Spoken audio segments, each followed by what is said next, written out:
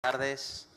Muchas gracias al alcalde y amigo Joan Ribó por la iniciativa. También os traigo a todos un cordial saludo de la alcaldesa Ada Colau, que la tenemos muy cerca de la maternidad y por lo tanto está midiendo las energías ya en este momento. Pero bueno, la verdad es que es un placer poder estar aquí. Poder estar aquí para hablar de un tema que es esencial, ¿no? Los clásicos decían que la política es economía concentrada, ¿no? Y que por lo tanto, si no hablamos de economía, seguramente no hablamos de las cosas esenciales que un poder público tiene que hacer. A mí me parece que esto es importante, Manuela Carmena lo recordaba ahora, porque cuando nos encontramos en foros internacionales, en CGLU, en Naciones Unidas, siempre se apela a la rigideza que los Estados o que la Unión Europea tienen en estos momentos frente a la flexibilidad que tendrían las ciudades y se pone mucho énfasis en la centralidad que las ciudades tienen en el mundo contemporáneo. Pero esto muy a menudo se hace en un contexto donde se hace el elogio de las ciudades mientras se recortan las competencias y los recursos que las ciudades tienen, cosa que es muy sencilla, ¿no? Se las carga de responsabilidades, pero no se les reconocen ni los recursos ni las competencias para hacerlo, ¿no? Y por lo tanto a mí me parece que foros como este son enormemente importantes. Se hablaba de que hay que tener cuidado con las reformas y quizá uno aquí debería comenzar diciendo hay que tener cuidado con las contrarreformas, porque lo cierto es que venimos de unos años donde lo que se ha puesto en marcha es una auténtica contrarreforma que ha sido un golpe durísimo contra el municipalismo y contra el poder municipal, ¿no? Donde no solo no se han aprovechado todas las potencialidades que el marco constitucional vigente tiene para impulsar, ¿no?, el municipalismo y las competencias municipales, sino que prácticamente ese marco constitucional se ha roto y se ha vaciado de contenido, en buena medida, ¿no? Ha habido una operación deconstituyente como consecuencia de la crisis en muchos ámbitos que también ha afectado al ámbito municipal y al sentido de la autonomía municipal como tal, que ha quedado vaciada de contenido o está quedando vaciada de contenido en muchos aspectos, ¿no? Cualquier persona que se dedique a la gestión en primera línea municipal tiene pesadillas, una noche sí y otra también, con algunas piezas normativas que son las que determinan este vaciamiento, ¿no? La ARSAL, la Ley de Estabilidad Presupuestaria, ¿no?, la Ley de Presupuestos. O sea, hay piezas normativas, son 3 o 4 combinadas, ¿no?, que tienen un efecto allí que lo que nos impide como ayuntamientos, pues en algunos casos es destinar superávits millonarios a satisfacer necesidades sociales en lugar de que queden pues encerrados en un cajón o que vayan a pagar deuda a los bancos. Piezas normativas que nos impiden muchas veces contratar, por ejemplo, ¿no?, aumentar las plantillas municipales para poder ejecutar estas políticas porque simplemente no podemos hacerlo.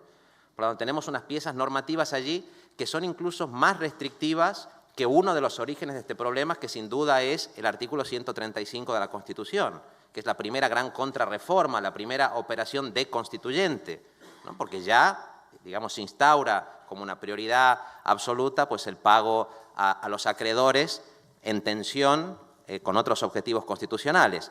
Y estas piezas normativas lo que han ido haciendo, pues en buena medida es, digamos, contribuyendo al adelgazamiento de la administración autonómica y también de la municipal, erosionando el papel del principio del Estado social en el ámbito municipal, recentralizando muchos elementos en un Estado central que tampoco realiza sus tareas sociales. Por el contrario, que impone una serie de tareas que contribuyen pues, a debilitar los servicios públicos, que facilitan la privatización. Algunos de los ayuntamientos que estamos intentando remunicipalizar algunos servicios básicos, ¿no?, como el agua, como la energía, remunicipalizar o municipalizar, pues nos encontramos con estas piezas normativas que no nos permiten hacerlo. Y estamos hablando de ayuntamientos que están haciendo políticas rigurosas, políticas solventes, que no están haciendo políticas de despilfarro, pero que lo que defendemos es que es perfectamente posible pues, hacer políticas que sean solventes, que sean rigurosas y al mismo tiempo que sean redistributivas y al mismo tiempo que sean progresivas. Y sin embargo tenemos allí una red normativa muy tupida, hecha de diferentes piezas, pues que nos impide hacer este tipo de cosas y que hacen que la ciudadanía no entienda efectivamente qué es lo que está pasando. ¿Cómo le explicamos al ciudadano que nos ve como el poder con pies, ¿no? Porque cuando uno va por la calle el ciudadano a quien aborda es el responsable municipal, no aborda al miembro de la Comisión Europea, ¿no?, que está en Bruselas, es a nosotros.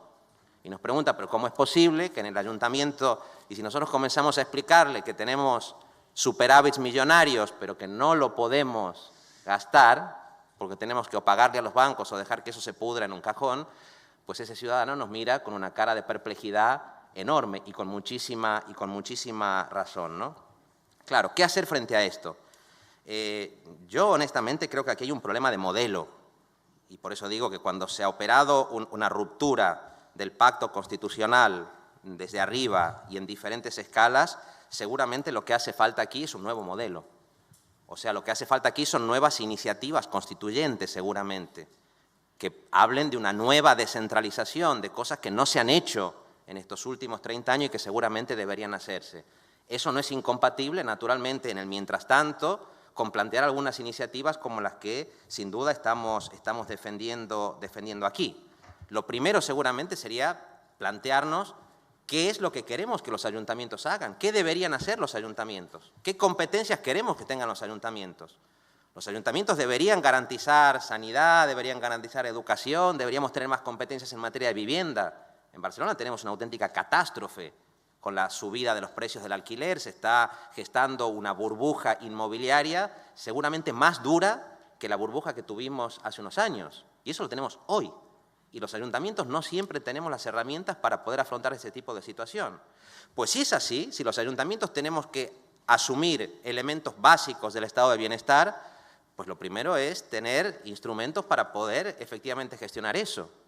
Por ejemplo, elementos de gasto, ¿no? La media de gasto en los ayuntamientos actualmente en todo el Estado es del 13%.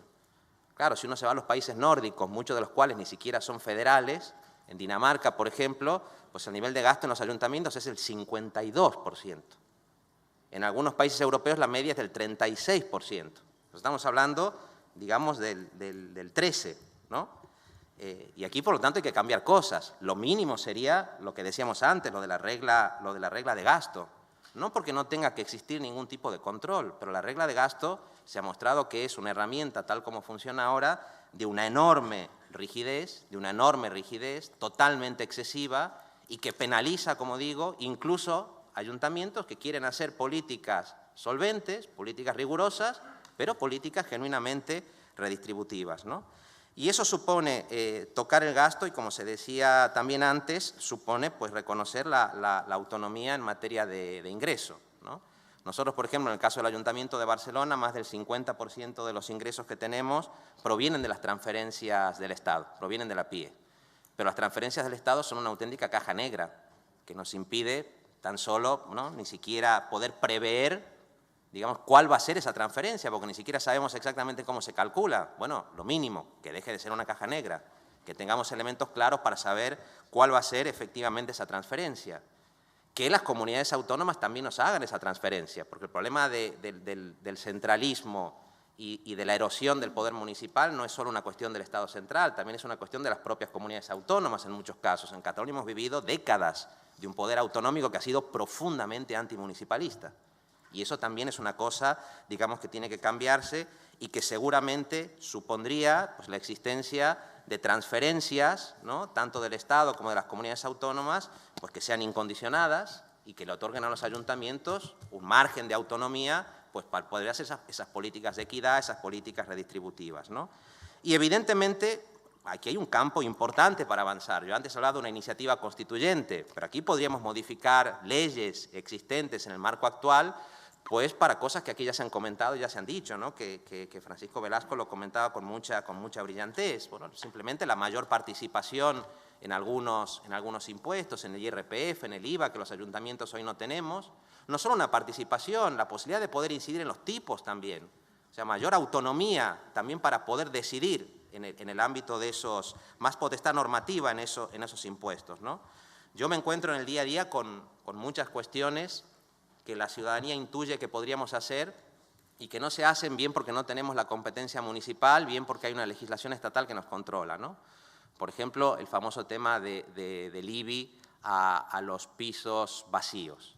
Bueno, aquí hay una ley estatal que prevé esa posibilidad, pero el reglamento no está. bueno, me imagino yo que se podrá plantear, no sé, un contencioso administrativo, algo para exigirle pues, que haya un desarrollo reglamentario de esa ley, ¿no? Porque la ley está, pero falta el reglamento. En otros casos, aquí se está discutiendo la cuestión de una fiscalidad laica. Evidentemente, los ayuntamientos no queremos que se nos imponga a quién tenemos que bonificar. En el Ayuntamiento de Barcelona hay una confesión religiosa concreta, en un Estado que debería ser aconfesional, que tiene bonificaciones del orden de los 12 millones de euros. 12 millones de euros es mucho dinero y seguramente es una cantidad discriminatoria. Pero también queremos poder utilizar las bonificaciones, ¿no?, con otras. Por ejemplo, ¿por qué no podemos los ayuntamientos bonificar a los arrendatarios de vivienda? No ya a los propietarios, a los arrendatarios. ¿Por qué no podemos bonificar a las familias monomarentales? ¿Por qué no podemos hacerlo? Si hay un campo allí donde la autonomía efectivamente podría crecer, ¿no? Por lo tanto, nosotros en Barcelona nos gusta hablar de soberanía municipal. Yo soy de formación profesor de Derecho Constitucional. Siempre que lo digo aparece alguien que me dice, parece mentira, que no sepa que no hay soberanía municipal, que es autonomía. Pero claro, nuestra idea es que el pacto debe rehacerse. Y como la autonomía municipal se ha vaciado de contenido, ese pacto seguramente para rehacerse de manera democrática debe rehacerse de abajo hacia arriba. Y por eso es importante partir de la idea de la soberanía municipal, que en realidad es lo más cercano a la soberanía del ciudadano, ¿no? Y a partir de esa soberanía de proximidad, reconstruir y repensar elementos como la democracia local, como la equidad financiera, como la redistribución. La soberanía municipal es una soberanía de proximidad, que debe compartirse en otras escalas, claro que debe compartirse, pero que esa idea de compartir no puede ser una imposición de arriba abajo, sino al contrario, debe ser objeto de un debate lo más subsidiario posible, lo más marcado por el principio de subsidiariedad y de cercanía a la ciudadanía. Y creo que por eso es importante que se hagan actos como este, ¿no? Porque si no somos las ciudades quienes hagamos sentir nuestra voz para exigir efectivamente más autonomía, para exigir efectivamente más democracia, para exigir efectivamente que principios como de la estabilidad presupuestaria no acaben convirtiéndose en un corsé que nos impida satisfacer necesidades básicas de la ciudadanía, si no lo hacemos nosotros, nadie lo va a hacer por nosotros.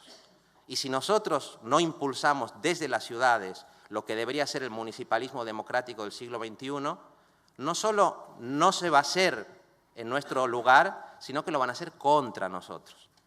Y por lo tanto es importante que tengamos voz en los consejos políticos, fiscales y financieros, en los órganos formales, pero es muy importante que hagamos reuniones como estas, es muy importante que haya iniciativas en todos los foros posibles y es muy importante que esto lo podamos explicar a la ciudadanía, que hay cosas que no hacemos porque no nos dejan, porque no nos permiten, que tengamos toda la imaginación y la determinación política para hacerlo allí donde hay grietas, pero sobre todo que seamos capaces, con mucha determinación y con ambición, de impulsar una profundización democrática que comience por el municipalismo para llegar a otras escalas y que esté a la altura de las necesidades de nuestros vecinos y vecinas. Muchas gracias.